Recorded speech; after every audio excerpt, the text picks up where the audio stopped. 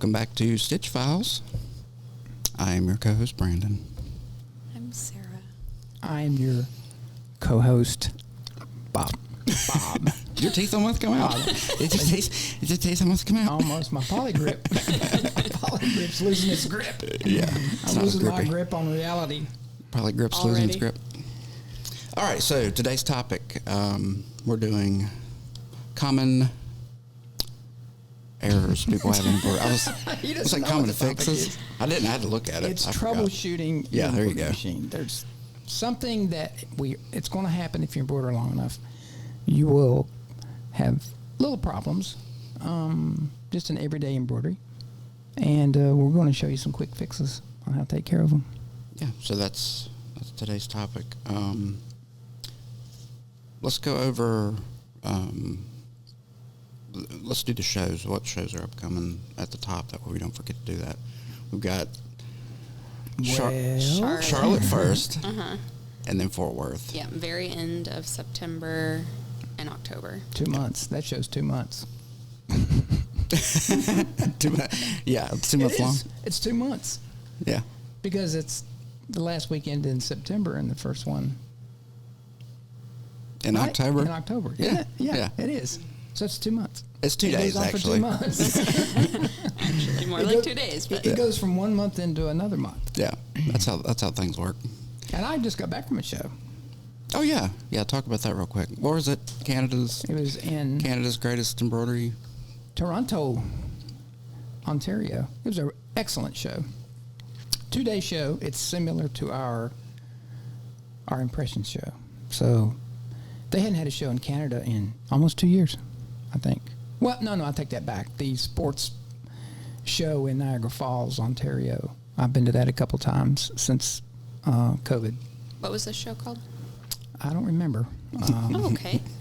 Toronto Embroidery Show. I don't know. I can't remember. The badge is hanging in my office, so I could go look, but I don't want to get up. But it was good, well attended. It was very well attended. I was surprised. I mean, wall-to-wall people just about. It was only a 2-day show, but Packed like sardines. like sardines in a can. Okay. That's good. Yeah. Sold a few machines up there. Got to see some customers. Got to see some customers that long-time customers that we've had. Went to dinner with a couple of them. A couple nights. It was a lot of fun. It was good to get out and in good old Canada and see some of the folks up there, the Barudan customers and the Barudan to be customers. So yeah, Our friendly neighbors to the north. Yes, they are good people. Was Habib there? Habib was there every day. You know, Habib and I have the same kind of shoes, exact shoes. Orthopedic shoes? Sort of. Are they Skechers? Skechers. Are they shape-ups? I don't know what that is. That's the ones I'm talking about. You'd know. I would know. Yeah, you'd know if they were. Oh, That's the ones with the rocker on them, isn't it? Yeah. Yeah. No. That's what you need That's what you need. for your plantar fasciitis. No, well, I have some. And? I don't know what we're talking about Skechers. I do. Your, This podcast is brought to you bought by me some. Skechers. My Skechers. If you're listening out there, Skechers.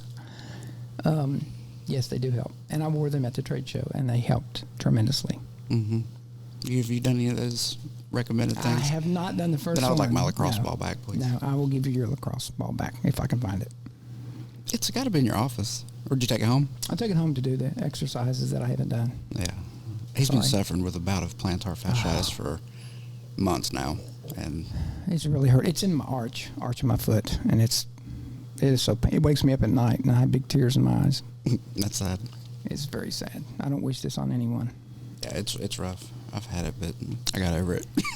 Did you do your exercises? Yeah, like And you that should. worked? Yeah, it does work. Your brother has a case of it, too. Yeah, I've told him Must the run same in the thing. family. Must be a genetic we're, thing. We're a bunch of fasciitis. We're fascists. That's your plantar You're fasciitis. too young. You haven't walked enough steps to get it. You have to walk a lot of steps, like through your life. That's not true. It could be a change in your footwear. Lots of things can cause it. Ask the expert, Yeah, Brandon. yeah. I do know. I know a lot about it. Have you had it? Yeah. But it just, for you, it's sporadic. I mean, I can't get rid of it to save my life. I've tried that KT tape. Have you tried your exercises? It doesn't sound like you're trying a whole lot. Well, I was going to roll my foot on that ball, but it looks awful hard. It is. That's the point. Yeah, I may get like a sponge ball. That's not going to work. That's not going to help, is it? No, I don't. I get insoles, and I try to pay close attention to my shoes because it makes a big difference. I have a very high arch to go along with my IQ. So one is good. Having a high IQ is good. Having a high arch is not good. Is not good. But I wouldn't trade a low IQ for a low arch. Did I say that right? I think so. Yeah. I don't know if I did or not. It doesn't matter. Yeah, those trade show floors too are not great. Oh my gosh. Yeah. I'm standing on. They're brutal. Yeah, and I mean, I tried to sit down up there as much as I could, but we were so busy, I couldn't. I went up there to help them. But yeah, concrete's tough. 8 hours a day, 9 hours a day. It wears on you. Yeah. Which could, hey, this could be a problem. Operators standing on concrete floors all day. Yes, they could get. Could you get plantar Absolutely. fasciitis by standing? Plantar fasciitis. Plantar fascia. I thought it was because you were. I mean, I walk a lot. Do you? Every morning. I know. No, it can be a variety of things that cause it. Honestly. Okay. Usually, it's some variability. Somebody changes their routine. Like it gets to be time to go hike or walk or run. You haven't done it all year. It's like, oh crap. Or you get some footwear that doesn't agree with you. But I don't know what your problem is. I got a lot of problems. All right, moving on. One of them isn't embroidery, though. So yeah, and we're going to fix your problems today. Yes. At least 4 of them, hopefully. So, number one, we're going to talk about if you're suffering from excessive thread breaks. I thought I would tie it into the medical. Yeah. No, if you got a diagnosis of excessive thread breaks, Dr. Brandon will help you. Not quite. Some common things that may be causing those thread breaks. So, number one, we'll say checking your top tension on your machine. Being it too tight or too loose. Not a whole lot else to that. It's like the Goldilocks and Three Bears. This one's too tight. This one's too hot. This one's too cold. This one's too loose. Right? Yeah. I mean, tensions, man, I'm telling you, talk to enough people, you'll get 1,000 different ways to set tensions, and they really aren't that hard to set. Your machine is designed to run with as little tension on it as possible. And I go into shops and I see these knobs cranked down, and they say, well, my machine's breaking thread. And I'm like, yeah, I can see why. Tensions are really hard to explain unless you are a seasoned embroiderer. I can't tell you. I can show you what the proper tension is and have you feel it. But, can you remember, how it feels? Just like you said, if it's too tight, it's going to cause thread breaks. Too loose doesn't necessarily cause thread breaks. It can cause bird's nesting. I'll spit that out here in a minute. But having it too tight can make your design look bad. Plus, it can cause thread breaks. But pay attention to your tensions.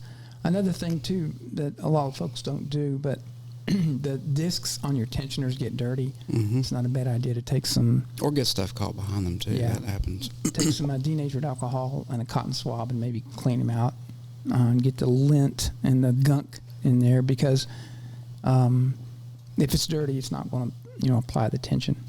Yeah, most embroidery places do. If it's probably dusty and you've got little particles of thread flying around and that stuff's it's going to land in between those discs and cause friction.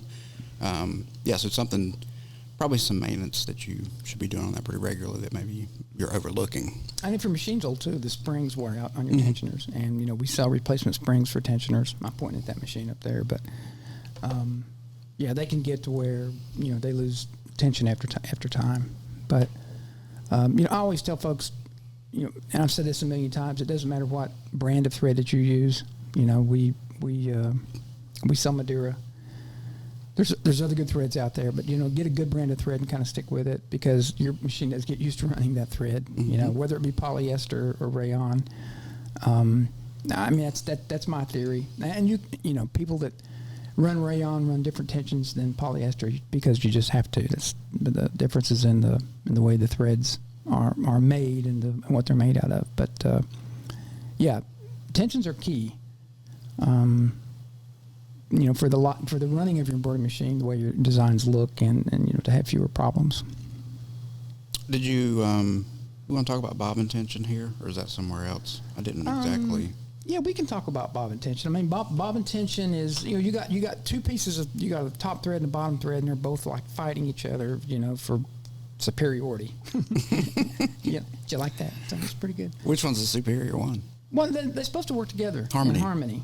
It's a lock stitch, and you want just enough tension on the top and on the bottom to where they come to an amicable agreement and form a stitch. Yeah. And that's the peaceful way of saying it. That's beautiful. Wouldn't that, I hope that inspires somebody. That was like poetry. Yeah. But, I mean, truly, I think the bobbin tension is more overlooked than the top tension. And I'll say this till the day I die. People do not check their bobbin tensions regularly enough. Now, I will say that with the magnetic bobbins, if you use those, I would still check my tensions. I know they say, well, you put those in there, you don't really have to check them, or it stays more uniform, and I tend to agree with that. But you still need to do a bobbin check every day. Yeah, Go ahead. No, go ahead. You. And there's gauges. We've got some accessories here on the table. Yeah, we'll show these a little later. But you don't have to buy a gauge. I mean, we always do the little yo-yo test, and I don't know. You can check that against a gauge, and I don't know what the outcome's going to be, but. Well, they also make thread tension gauges too. Yeah. For top thread. Yeah. But I've just never really. I'm not knocking them. I mean, there are some people who like to see this bobbin, gauge here, the tension gauge. It's got a little meter on it, and I think it's supposed to be between 200 and 220 grams. I can't remember the little thing on there, and there's some people who are meticulous about that. I know how I want my top tensions to feel. I don't know how the bobbin tension I want it to feel. Those people who get so meticulous about it are the people who get their taxes done on time. And that ain't me. Can you describe how you want it to feel? Not too loose and not too tight. Okay. No, I mean, I can show someone, I can adjust the tension on the machine and pull the thread through the needle. You talking about top tension or bobbin? Well, you both. don't have to do bobbin. Well, bobbin Yeah. tension, Yeah. you just do the yo-yo test. I was going to say, too, we have a video on YouTube of how to Yeah, adjust your tension. Yeah. So Yes. if you want to see a video, there is one on YouTube. Yes. But, I start out with the very top tension, the very top one up there, out about 3 threads in. If you look at every machine in here, I can look at every single tension knob, and they're the same. And we sew stuff all the time, and our tensions are fine. We don't go up there cranking on the tensions. I think some operators. There's a guy that works in this company. I love him to death. I will mention his name every time. Every time a thread breaks and he fixes it, he will crank that tension, and he doesn't always doing it. It's just a habit. Yeah, it's a I habit. need to know who this is. I'll tell you off the air. That's not fair to the viewers and listeners. Well, he doesn't work here. Blasted. He doesn't work here anymore. So. We fired him for tightening up his tensions too much. No, it's fun. You watch people. I watch people at shows. People will sew the machines. I watch everybody fix a thread break or whatever. But it's a habit, and I'm like, I don't know why he does that. Just because it broke a thread, it has nothing to do with the tension usually. I mean, Yeah, but usually if there's a knob, you need to turn it. Yeah, someone needs to turn that knob. That's right. That's what it's there there to for. be turned. It's not a knob if it's not getting turned. well, he's not done. He's up there. But Yeah, I'll have to find that out later. yeah, it's neither here nor there. Yeah. Anyway, that being said, don't go monkeying around with your tensions like that. No, back to your bobbin tension too. People don't clean the bobbin case either. The little spring right there. I always take a business card and I'll run it under that spring and the gunk that comes out of it. Yeah. And if it gets too dirty in there, it's you can't get a uniform bobbin tension, or it'll go light and then heavy, light and heavy, because it gets all that. Stuff's getting bound. Right It's in getting the bound lid. up in there. It's just like the top tension. Yeah. You're getting all those particles of that bobbin thread are just getting spit out into that case, and I mean, I like to keep a spare bobbin case. I mean, if running production or embroidering day in, day out, it's a good idea to have 2 bobbin cases. Have one that's in your machine, of course, running, and have another one. 3 reasons. Yeah, I think 3. Let me come up with 3. Number one, you can change your bobbin quicker. Pop it out, put the other one in there, and then while the machine's sewing, change your bobbin. Second of all, you can do your bobbin test to check your bobbin. I will check it 3 or 4 times a day. I mean, that's just me. Thirdly, is you can keep it clean. Maybe keep a little can of air there, or do the business card thing and keep it clean. So it'll make your bobbin cases last a whole lot longer too. But just keep them and switch them out. That's what we always did. And if you got a 6 head, you'd have 12. Bobbin cases aren't expensive. I mean, if you got an extra bobbin case sitting there, it's going to last longer, and it's going to make your embroidery look better, because that's what we're after. Yeah, that's the end goal. I have a question for both of you, I guess. There are some techs that will take off the cardboard on their bobbin because they think it will run more uniform, especially on a multi-head. Do you guys agree? Would you do that if you're running a multi-head? Well, I'm going to give you my opinion on this. Good. That's what she wants. Yeah, that was kind of stupid, wasn't it? Well, not really. I'll give you mine too when he's done. Yeah, thank you. Well, I'll tell you the reason they do that is because I'm trying to be diplomatic about this. Bobbins aren't wound as well as they used to be, and they really aren't. And you guys know this. You will find a bobbin every now and then, and you can't pull it off the. Yeah, they'll get stuck down. Man, we had a case. You remember? We had a case here. I'm not mentioning anybody. I'm not going to say. But there was a case here.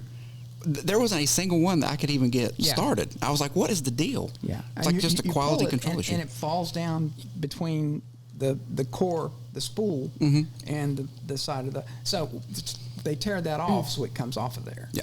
I throw them away. But you should... Do you recommend doing that, yes, though? If you're, yeah. Okay. Yeah. And I take out the anti-backlash spring too. That's for metal bobbins. When these machines come over from Japan, and when they're test sewn in Japan, they use metal bobbins. And you've seen them when we get them out of the crate. Yeah, they all have a metal bobbin in them. Yep. Oh goodness! Sorry. You okay there, Sorry buddy? about that. I picked my nose and punched the microphone. I mean, it's kind of my thing. It's rowdy. When I first started, the pre-wound bobbins were just beginning. Every machine came with a bobbin winder, no matter what size machine. It had a bobbin winder on it that you would sit on the back of the machine and you would wind your own bobbins. Have you been working here a long time? I just started here last Thursday. So I didn't say it. I was not going to say it. I'm not going to say it. We talked about this before. I wind my own bobbin, so there's that. Yeah. But you do it by hand. Yeah, by hand. I do it by hand. They have these big automatic bobbin winders in Japan. It looks like a big bowl. Yeah. And what they do is they take these empty spools and throw them in there, and it feeds it in and winds the bobbin and spits it out. Every time I go over there to a show or watch them, I'll just sit there and watch that thing. I'm fascinated by it. Do you think there's... I'm sure there are. There are people here in the States that do that. Mm-hmm. I know some companies out in California that do. Yeah, that's pretty cool. And if any flag company that makes golf flags and you want to see the same design, they have to stop them. They put a stop in when it changes colors, and they have to put the same color bobbin as the top thread. Oh yeah. That way, when it sews, you'll see the same thing on the same side, same color.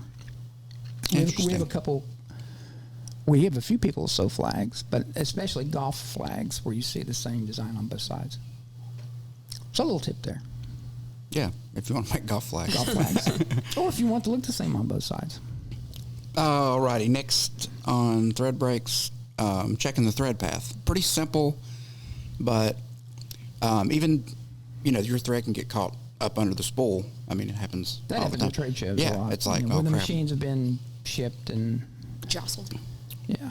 Well, a lot of times the machine's sitting on carpet,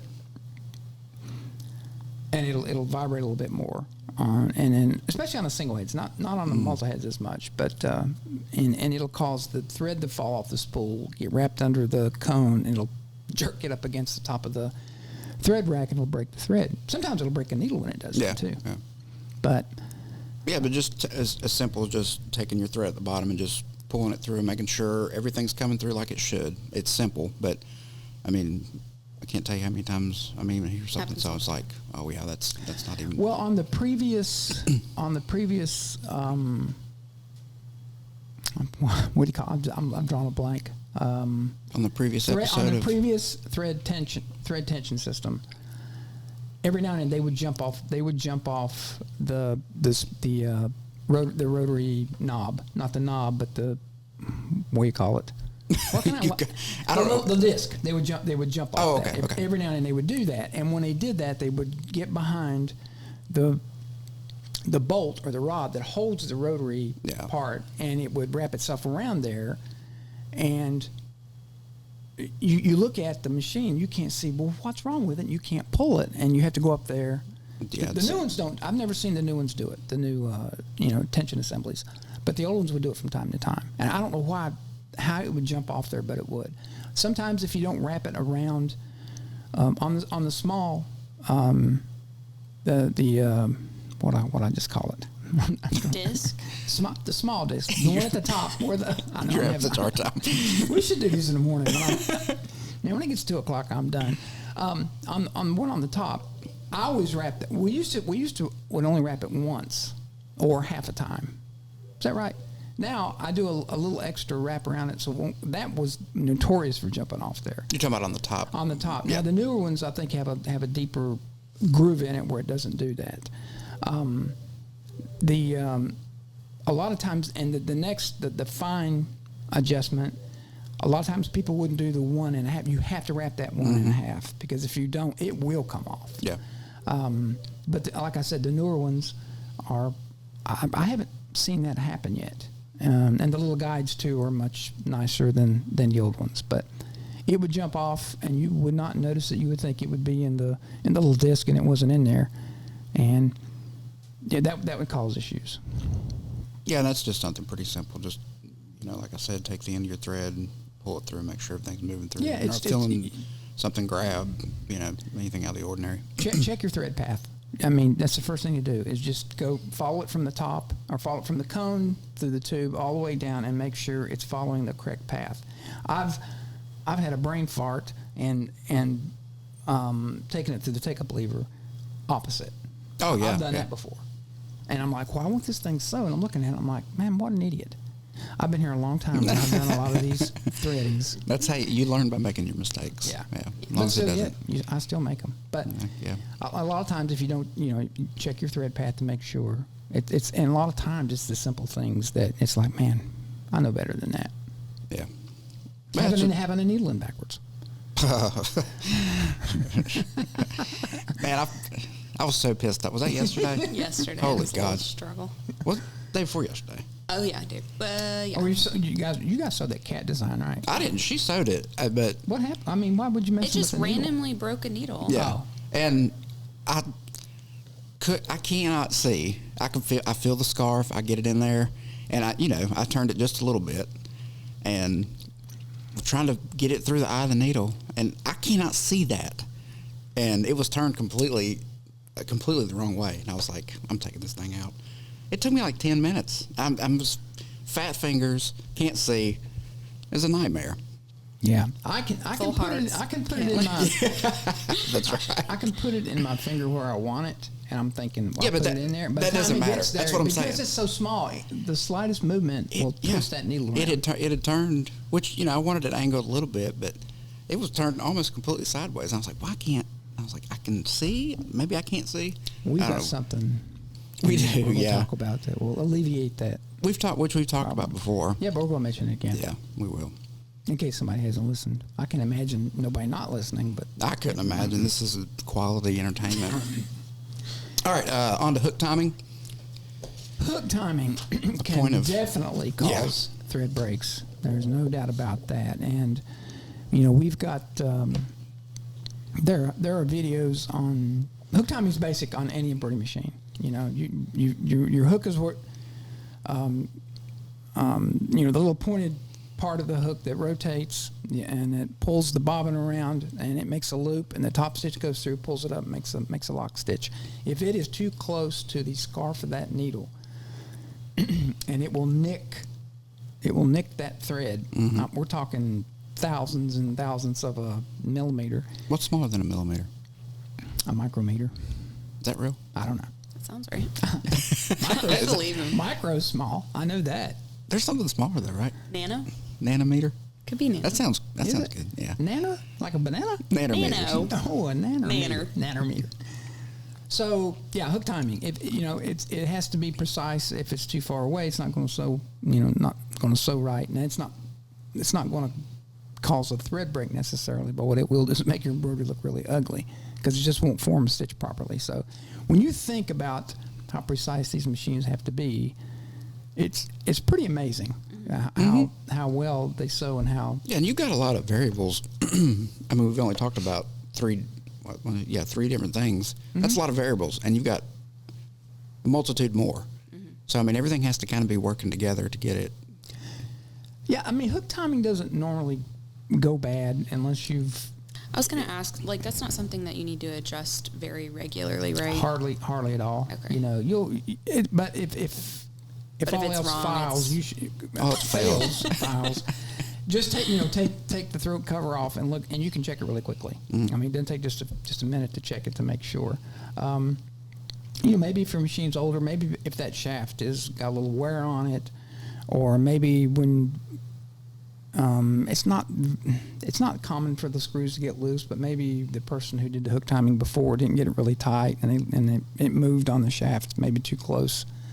The hook point can get worn too, after a while, and because you got that, you got the thread going past it like a piece of sandpaper. So after a while, it's you have to change your hooks, sewing hooks. So that'll change your timing too. So, but yeah, I mean, you guys, well, you've done hook timing. Yeah. You've helped me do it because I can't see. I'm like, does that look good to you? But Yeah, it's you can sit there and nitpick it and measure it, and it's like it's good enough. Yeah. Well, these machines come from Japan with the hook timing set too close. It is too close, and which is good on flats, but when you go sewing caps, it'll break a needle. So you have to move it back because you get more needle deflection on a cap than you do on a flat.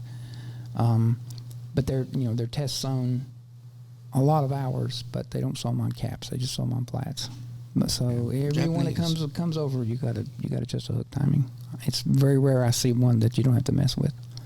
But Japanese are not a fan of hats. They're not a big hat. They wear not hats. Big hat people. They Yeah, wear hats. They're not a big fan of them though. They just wear them it's out of spite. I've heard. Is that what you? I've heard that. Yeah. I didn't know that. I've heard that too. Yeah, Maybe, it's okay. Well, where have 2 I out of been? 3 of us. Where have I been? Yeah. I didn't know that. So I guess I believe you. So I'll take it. I said it. It's true. Okay. All right. Next thing, just checking your needle. Make sure your needle's in good working order. Well, sometimes it just change the needle. Sometimes just change it. It only takes 10 minutes. Yeah, that's going to be the last. I'll take the whole thing apart from top to bottom. The last thing I'll do is change the needle. I hate it so much. Well, needles wear out. I mean, it's not going to be the point of the needle that necessarily will cause a thread break, but it's going to be the eye of the needle. I mean, you got to think if you've been in there a long time, and that thread could again put a nano-millimeter. What do we say? Nanometer. It could rough up the eye of the needle and cause thread breaks, caterpillaring. When it goes up. Yep. So just change your needle. I mean, I think Madeira, or most people. I don't do this, but it's because I'm lazy. But they recommend changing them about every 8 hours. But we go a little. Oh yeah, I'm talking 8 years. They call it the eye of the needle. You think you'd be able to see it with the human eye, but I mean, dang, I can't see it. I think you would rather sharpen the needle instead of change it. Absolutely, I can. I'm real good at sharpening. Yeah, it's so frustrating. And So change your needle. I try to hang on to my youth. It's like I'm getting older. I can't see. It's just like just give up. Youth is fleeting. It's fleeting. It goes away.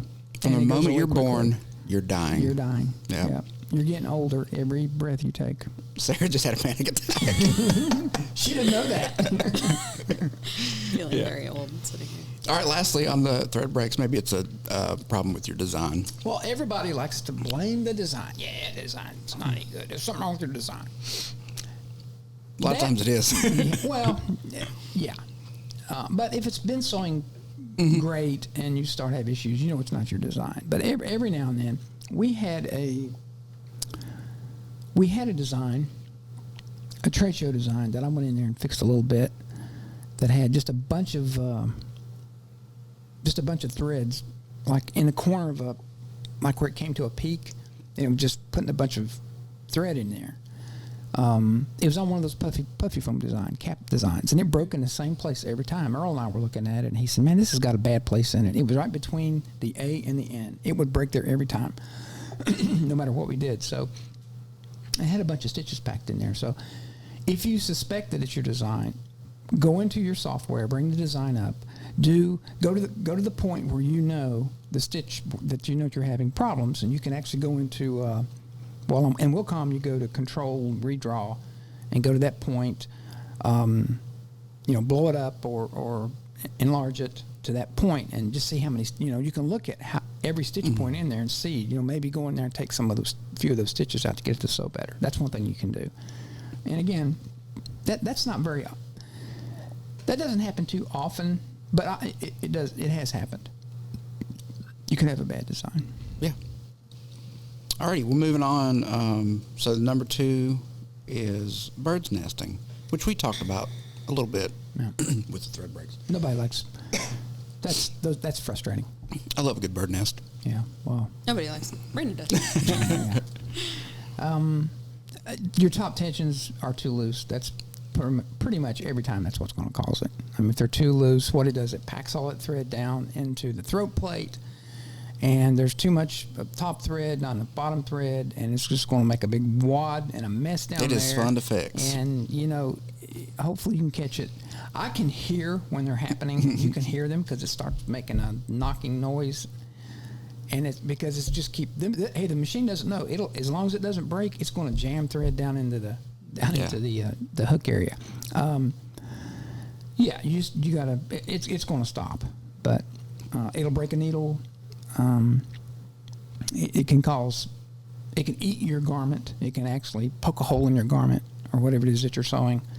Especially trying to get, if it's a really bad one and you're trying to get it off there, sometimes you just have to cut the garment to get it off. I mean, it's a mess. So that's why it's a good idea to really pay attention to your bobbin tension and your top tension. Your bobbin tension can cause it a little bit, but it's usually your top tension that does that. It's just way, way too loose.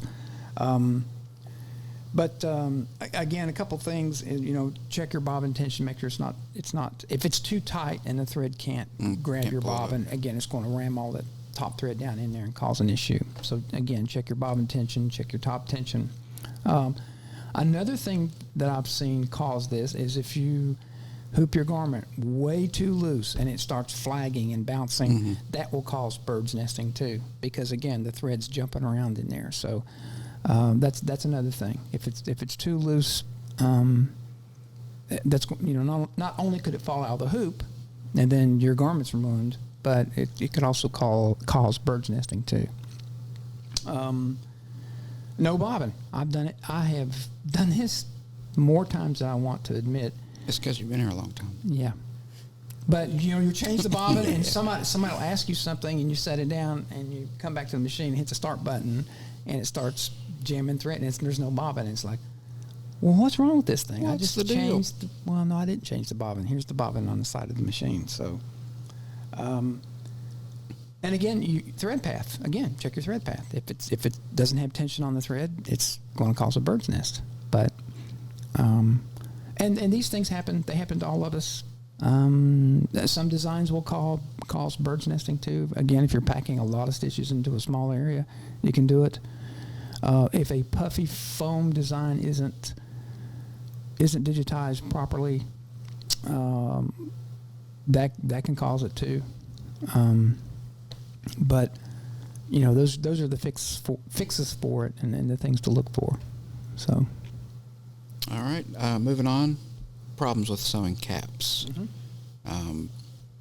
Yeah, there's plenty of people have stayed away from doing caps just because they've had issues doing them. And you need to look at the type of hat, be it a structured hat, such as the one on my head, versus unstructured hat, via the one on your head. How convenient was that? So convenient. Yeah, mine's kind of, yeah. It's a dad hat. It is. That's what I like. Thank you, Kanye, for bringing that back. Yes. Did he do that? Yeah. Oh. Single-handedly. He's Thanks, done a lot of Jay. things. He has. Well, structured hats. I mean, it's based on fashion. I mean, everybody wants the Richardson trucker hat now with the mesh on it, right? So trendy, Brandon. I was wearing these before they were trend. Yeah, I can't wear those. My head's too little. I got a big old head. Yeah, but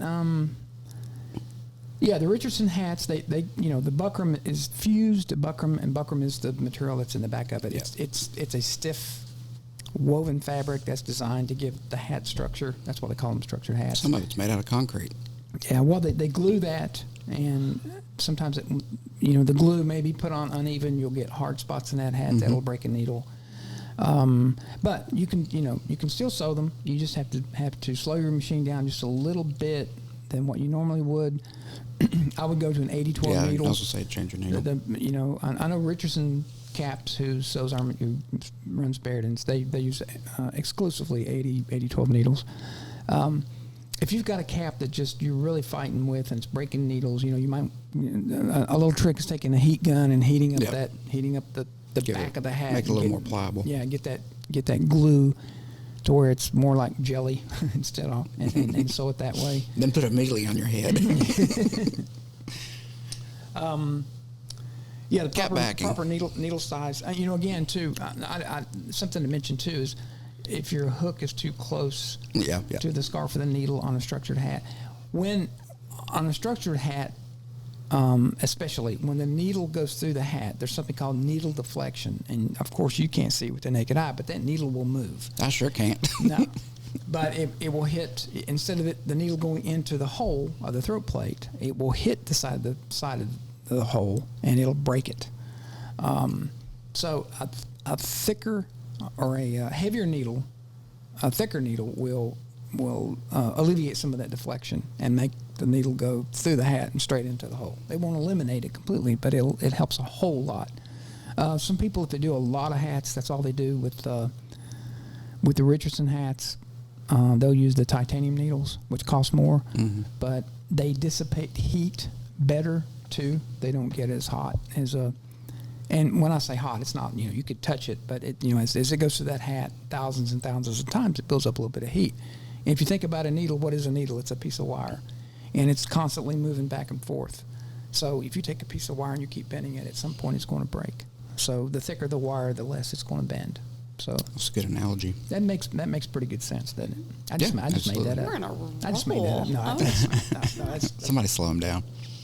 Good quality. I mentioned the backing. Yeah, cap backing. Not so much you don't need it on the structured caps, but if you're sewing on this, let's talk about sewing on the sides of the cap. Use a really good quality backing, and I like the very heavy, 3.5 ounce, I think it is, cap backing, the heaviest, I think. Because if it doesn't have structure, it needs structure, and the side of a hat doesn't have structure, so you've got to give it some stability there. So, put some good cap backing in there.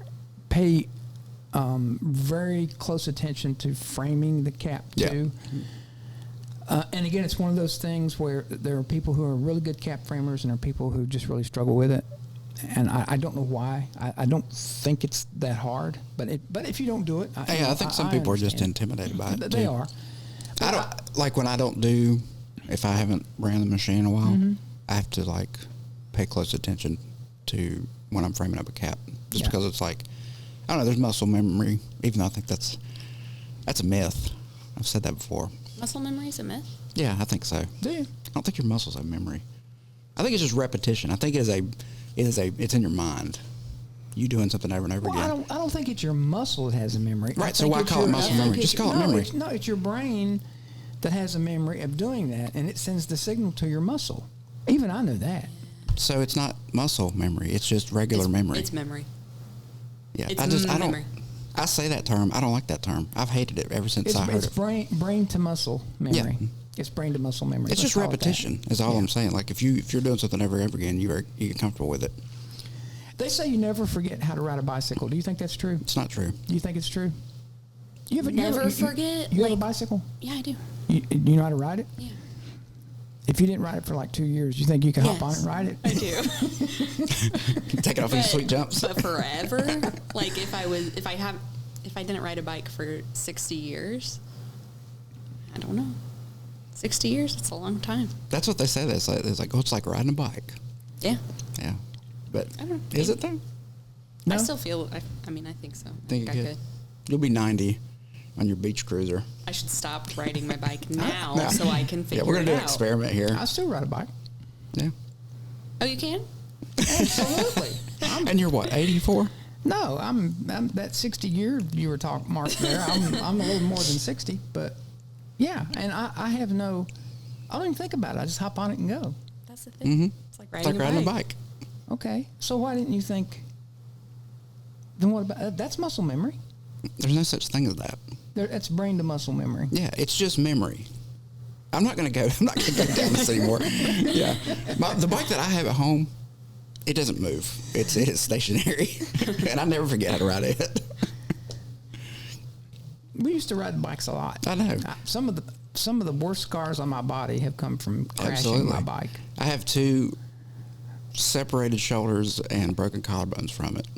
But now those things I can forget, like how to do those things. But just riding a bike, I think I could probably do that. I pulled a piece of stick out of my knee. It's better than somewhere else. You and your brother were there. You remember that? Oh, I know. We went over that pile of logs. I got to the top. Well, 2 of us did. I got to the top, and I lost propulsion. I'm going this way. I went like this over into the bushes, and they turned around and looked and couldn't see me. They thought I was abducted by aliens or something.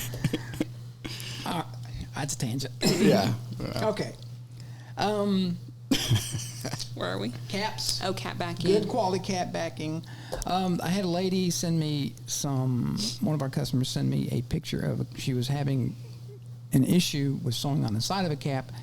These real, and we'll get into this performance material here in just a minute. Everybody's favorite. That stuff causes so many problems, but it can be done. You just have to use a bit of patience, and there's some things we can help you with. But she was really having trouble with the side of the cap.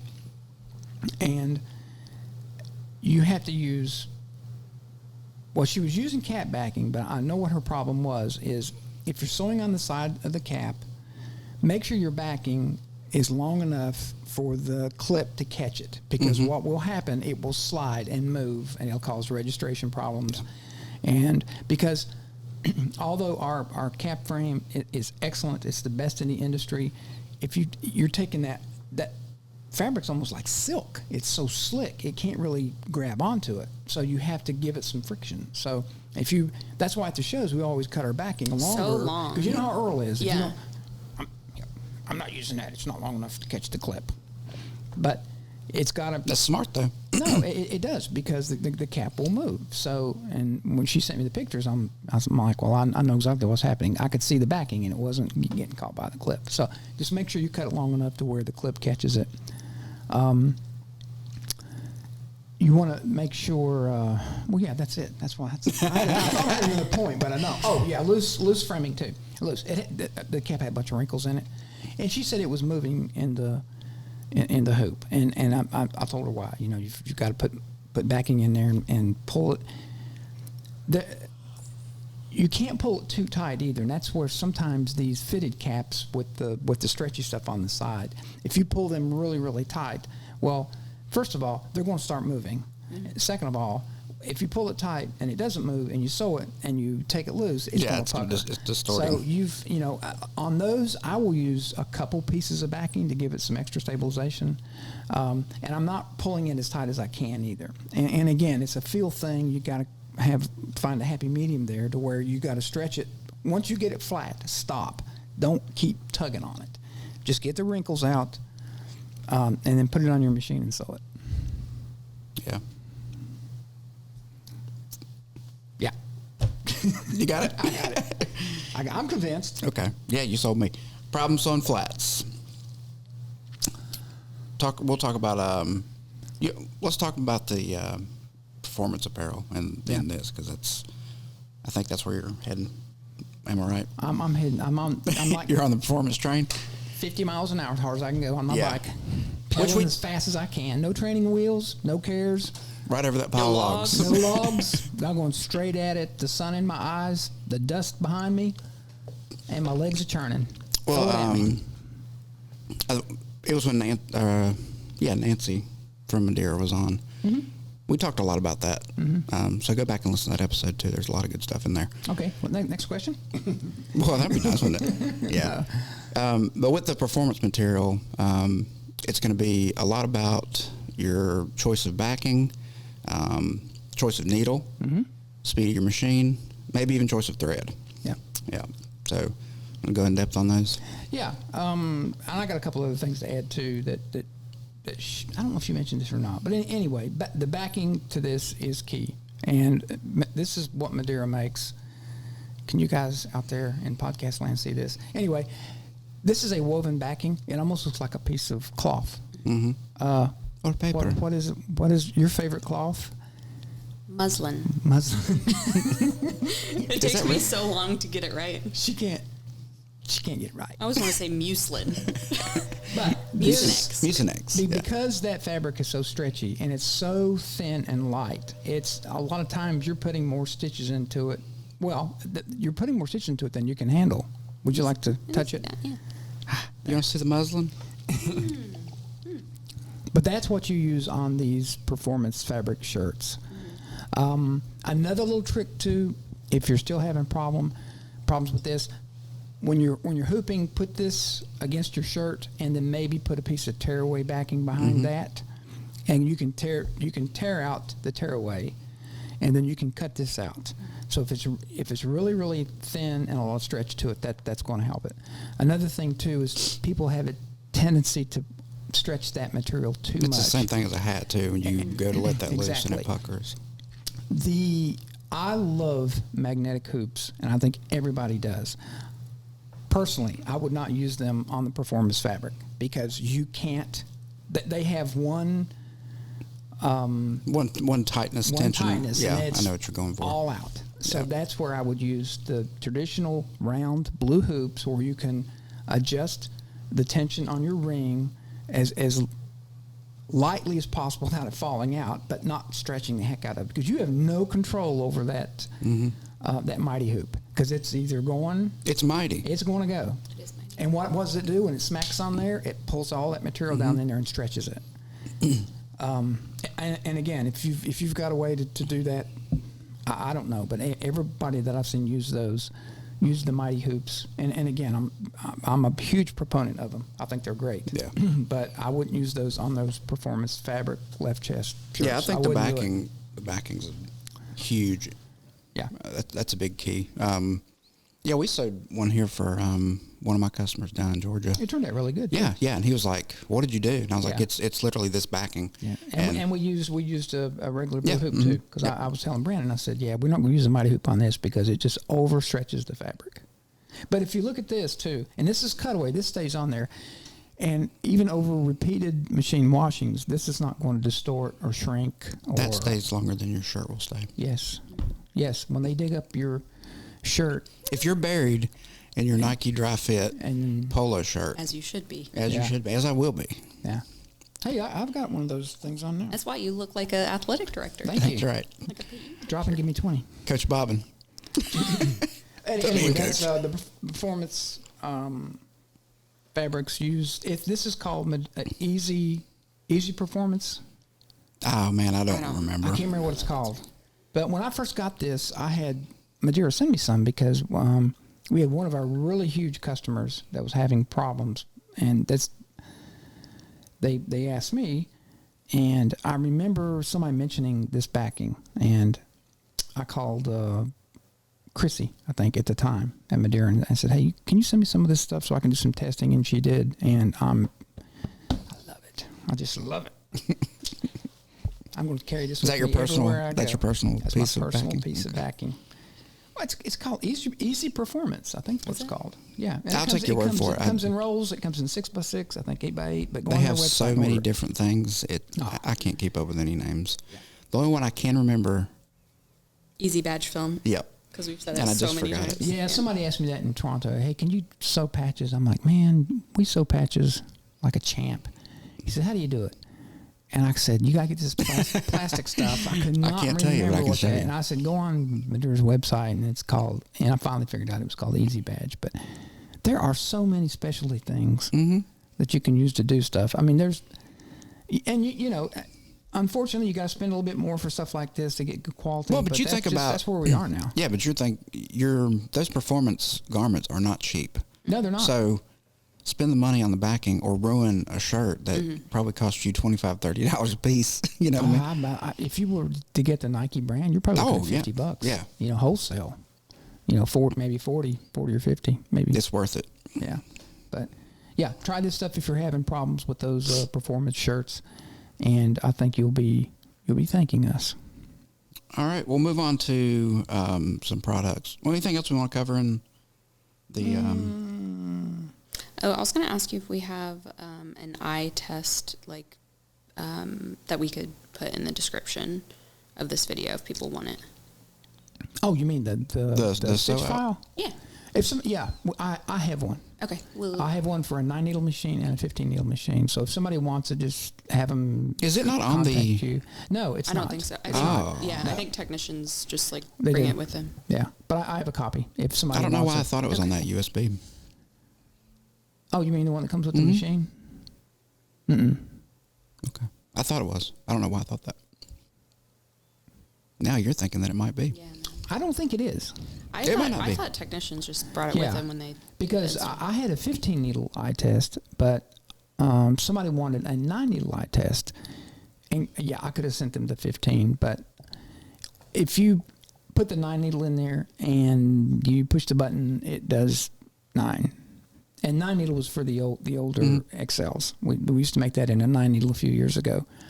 And that's what he had. And I could have said, well, here's 15. Just when it gets to 9, stop it. So I had Earl send me. So I have a 9 and a 15. So if somebody wants to, let me know. And all you do is load it in there, and it'll load a needle number 1. It'll video description. Yeah. Let's put it in the video description. But the eye test is really important, and you should do that. You know, we don't do it.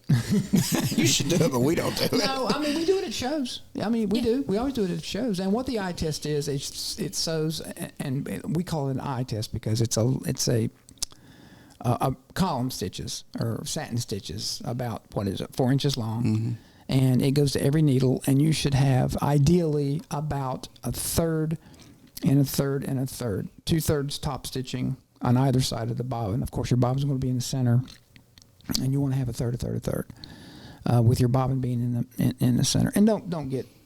I was going to say, some people get hung up on that, and your machine's sewing fine, and they're like, "But look at the eye test." It's like, but look at the top. What does it look like on top? It looks great. Just let it go. Yeah, please. Just let it go. You know, it's those same people that do their taxes on time. Just want everything. And want to use this gauge. Yeah, that's what I'm saying. No, I'm not knocking anybody. You do things I'll do your way. No, I mean, it just gives you an idea of where you need, and a general idea. If you're not seeing any bobbin at all, you've got an issue. And if you see way too much bobbin, you got an issue. It doesn't, I don't know where the third came from. It's just came always from the been Japanese. That way. But as long as it looks... glossed over that, didn't he? Yeah, as long as it looks uniform. I'm not even going to answer that. As long as it looks uniform, about a third. Maybe it's... What's my math? Maybe it's 40, 20, 20. That's only 80. Yeah. 40, 25, 20. No, 40, 30, 30. I know people are already pissed at me that I can't do math. I can't either. I can't do it. All right, I'll say, catch me outside. Say it to my face. Because you won't. I'll show you a third of my boot. Just kidding. I love you guys. All right, products. Yes, let's talk about some Let's products. do the... what do I have? I ain't got nothing. He brought a whole bunch of gadgets. Well, it's some stuff I want to talk about. Yeah, let's go. So we did we talked about this one a couple videos back. This is the Needle Ease. Yeah. NeedleEase.com from Jerry Lee Medeiros, and I should have looked at this before I can't remember. Anyway, who created this. With the Barudans, where the pigtail is, you might have to do a little finagling. I can't remember which machine it is. I cannot do it on the Pro 3. Yeah. Oh. The CO1. That's a CO1. Yeah. They don't know what it is. They can't see it. Yeah. Whatever this machine is. The Pro 3, it works fine on. But it's where the pigtail is. Like if they're if it's down too far, which you could go in there and you could take a pair of needle nose pliers bend those. I don't want to. Yeah, don't break it. Just gently move it up a little bit, just enough to where it'll clear this. It's just the way that our machine's made, but I haven't had any problem with it. It's machine to machine. Okay. It is literally. All right. In my very limited testing, that's what I found. But I love this thing. It is cool. It helps me. That's why I was so frustrated the day that I was putting that needle in, because I was like, I want to use this so bad. It would help me tremendously, and I couldn't get it to why work don't you just bend the pigtail? It ain't my machine to bend. That's a lame excuse. Is it though? You just go around bending things that aren't yours? These are mine. Okay. These are my machines. Okay. Anyway, needleease.com. We can put a link in. Yeah, we'll put a link in the description. I know we said we were going to do a video on using it with the Barudan. There is one out there on YouTube that I found. That's good. So if I can find that one, maybe we'll put that one in the description. Is it on a Barudan? Mm-hmm. Yeah. I know people buy them and use them. Yeah. And it's just you got to move it around the little pigtail, but it's still quicker than putting it in backwards 3 or 4 times. Amen. Yeah. But yeah, that's what it's designed to do. Because you put the needle in and you rotate it until it clicks, and then you position it where it is. This can be hard to describe. Well, I move it down. Is it down or up on the shank of the needle? Down. You have to push it. Down. Yeah, you have to push it all the way down as far as you can get it into this. For it to clear the pigtail. Yeah. Yeah. And then you have it facing you. That is the front of the needle. Mm-hmm. And it's as simple as slide it in there, tighten your screw, you're done. Yeah. But it saves a lot of headache or vision problems. What Next. else you got? Let's talk about this. Let's talk about the bobbin tension gauge. There are 100 different ones. There are digital ones. This is the old TOA. Manual. And it works. I tried it before we came on. And did you try it? I did. You put your bobbin in, take it out of the pigtail, put it in here, the case. Yeah. The case, and it'll catch like it does in the hook. Run it under this bottom wheel or the top wheel, and run it through this little I don't know what you call that thing. It's like a little arm thing. Right under there, and pull on it, and this little red needle will move. And I think it's supposed to be between 180 to 220 grams. I don't know why they didn't put like a little green area on there. Range. But between if this one's really old, 220. You know what? This honestly, I bet you this thing is 4 years old. The new ones have a green indicator. Do, They make. What is the brand of that one? TOA. TOA. They make bobbin cases. They make hooks. They make sewing machine and embroidery machine parts. They're an independent company in Japan.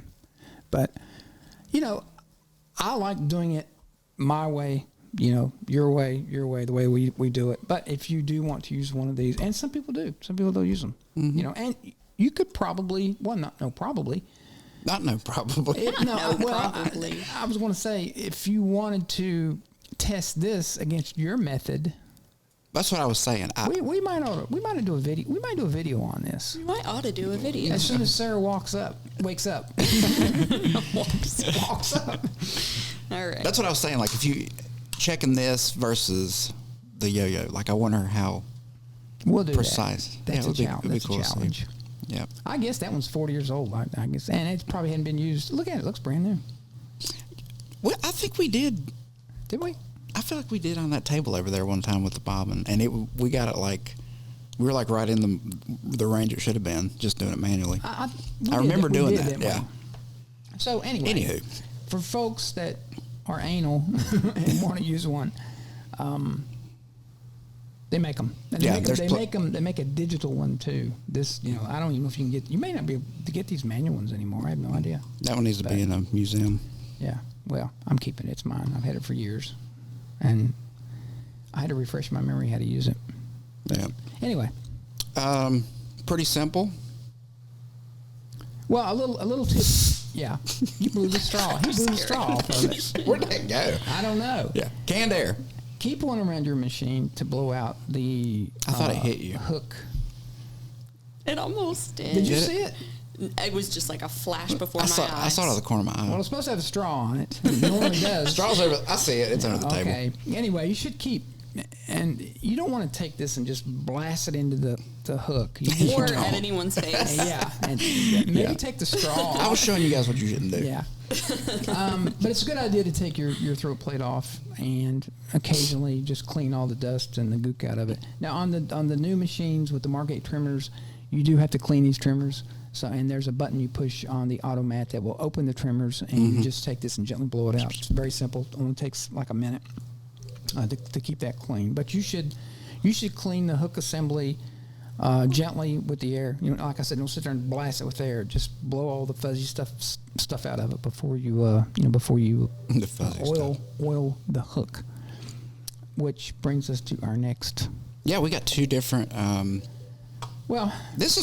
You were excited about this. Well, I forget about this. This stuff has been around for a long time. It's called LB5, and it is not only a hook or a hook lubricant, but you can also use it for the take-up levers on the machine. Needle bar. And I like to. I would not use it on the needle bar. You can. Personally, you can, but I don't. Well, it's better than not using nothing. Has that happened recently? Not using nothing. I meant to say better than not. I know the proper grammar. It's better than nothing. Using nothing. But I don't. That needle bar is high speed. Well, the hook is too. But so am I. I like this for your needle bars. This oil stays on better. I'm not knocking who makes this. LB. I don't know. I can't read French. Somebody in France makes it. Or Canada. Made in France. Okay. It is made in France. The French Canadians. So anyway, it's for you French people out there, it's for your crotchet. Is that what that says? That word is crochet. It's for your crotchet, you bury a glivus. Oh my God. You mechanisme de bury a glivus. Yeah. I didn't know you were French. I didn't either. Your needle bar driver and linear bearing. Linear bearing, I agree with. Needle bar driver. You don't agree with? That's just me. Well, there's controversy here today, folks. Yeah. I mean, again, it's better than not using anything, but I like this. But anyway, you told me something about this today. That you didn't know? I don't think I know it. You didn't know it. Tell me what you told me. It is designed that with every... Squirt. I said pump. You don't pump it. You pump. You squirt it. Every squirt is a measured amount that comes out. I don't know how they do that, or even if it's real. No, it is. You put the straw in there.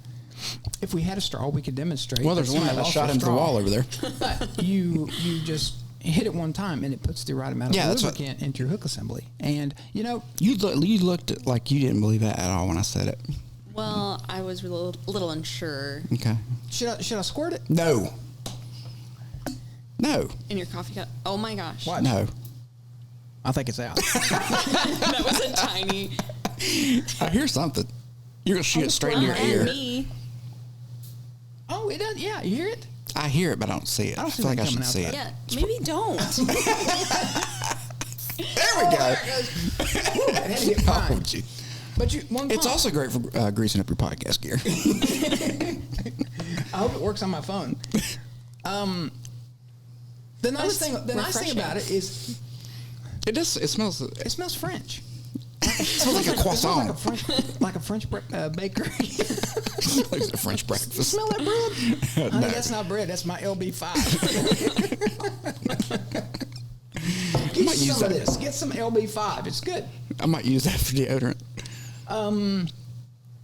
It puts out just That was it's a measured cool. amount. Yeah, because on this, you know, you. Well, the first 4 times it wasn't cool because you jam the needle in there and you can't really tell how much. Right. But you want to make sure your hook gets oiled. But I'm gonna start using this stuff. But there's a straw that also comes with that? Okay. free straw. You get free straw. Actually, you're paying for the straw. The can's free. The can's free. But Is it a reusable straw? no, I don't think so. Single you use. wouldn't. Single use You straw. want to drink after it's done? You don't want to throw it away. You want to drink out of it, right? Yeah. She's all about conservation. She doesn't use straws. I don't either. This is straw. Well, I mean, you don't use disposable straws. No, I don't either. I want to ask for one. Delivers a controlled okay. quantity I'll be at the okay. right place. Hmm? At the right place. How's it know what place it is? Well, when you just sprayed it, it went like into these machines. That is what it did. But anyway, this stuff, they use it up. My comrades in Canada use I think that's the wrong place. That's wrong. Yeah. We don't want to talk about that right now. They use it up there, and I keep forgetting about it. We've had a can sitting here. When was this made? Yeah, you put it on the list yesterday, and I was like, "Do we even have that?" Yeah, we do, and I keep forgetting about it. We should get some of this. We should buy some. Yeah, I don't think we sell it. I don't know, but you can get it from Canada. No, you get it wherever fine embroidery machine supplies are sold. Okay, Is that shop Barudan? Except there. I don't think we sell we'll get it. back to you on that. Yeah. But, I mean, it was so easy to oil the hooks because you're not getting this little thing out and squirting what you think is the right amount. It just pops it right in there and put the cap back on it. And Off you go. it's got other uses, too. Again, I would put it on my take-up levers. I would put it on that linear rail on the top there that everybody forgets to oil. I would spray it on there. I would also probably spray a little bit on my worm gear on the color change. I think that would work. Anyway, I'm not getting paid to endorse this, but if It sounds like it. if LB5 Wants to send you a check. send me a check, I'll take it. But there, get you some of that stuff, lubricant. Yeah, that's all the toys we brought, I think. It would probably work on your bicycle chain too. You think? I'm gonna Hard no. not hard no. I have to look into that. I don't know what it's made out of. Alrighty, anything? Oil. It's got Oil. What's the ingredient? It's bread, I think. Butter? Is it's- it just straight It's aerosol paper. butter? It's you Pam. know, you get the butter flavored spray. Pam. Mm-hmm. Are you saying Pam or Pam? Pam. Pam. All right. Anything else? Well, Please don't talk about your plans. no, I'm not. I have no plans. Good. All right. I think that's it then. I Good. think that We was got really useful. Yes, so hopefully, I didn't destroy that. Hopefully, we helped you with some of your issues you may be having, or at least it's just a refresher of things that.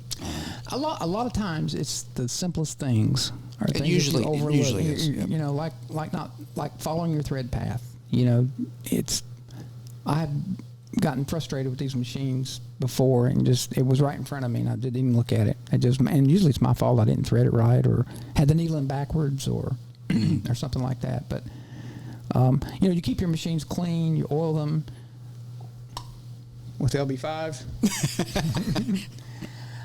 They'll treat you nicely, just like you treat them good. They'll treat you good. Yeah, and do your maintenance like you should. I feel like that needs to be stated. Yeah, no, don't scrimp on maintenance. That's very important. And we're not telling you not to use these, but We're also telling you to use this product. if you want your embroidery shop to smell like a bakery, I don't smell bread, but whatever. I didn't smell anything. Did you smell it? I mean, it doesn't smell bad. Is it perfuming? No.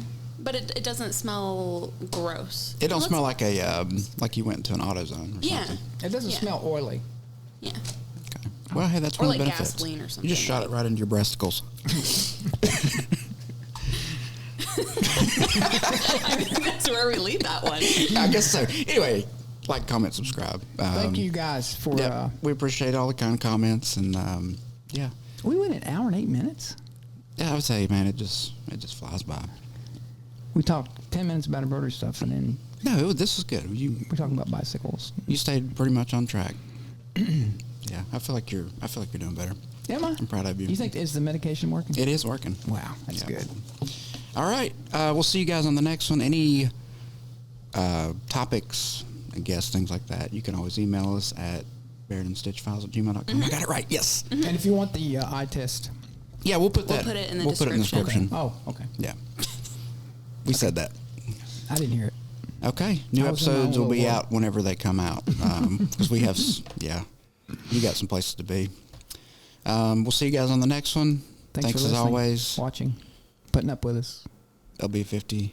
Nope. LB5. LB5 for the win. LB5. Yeah. Bye, y'all. Bye.